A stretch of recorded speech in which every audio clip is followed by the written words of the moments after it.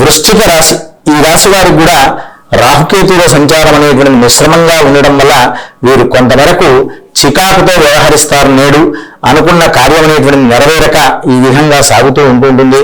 దేవాలయ సందర్శన చేసి ఆంజనేయ స్వామికి 14 ప్రదక్షిణాలైనా చేయండి, లేకుంటే నవగ్రహాలకు 9 ప్రదక్షిణాలైనా చేసుకుని కొంతవరకు తీర్థ ప్రసాదాలు స్వీకరించడం, లేదా శివాలయానికి వెళ్ళి అక్కడ రుద్రాభిషేచనం అనేటువంటి జరిగితే అక్కడ తీర్థం జలం అనేటువంటి స్వీకరించండి.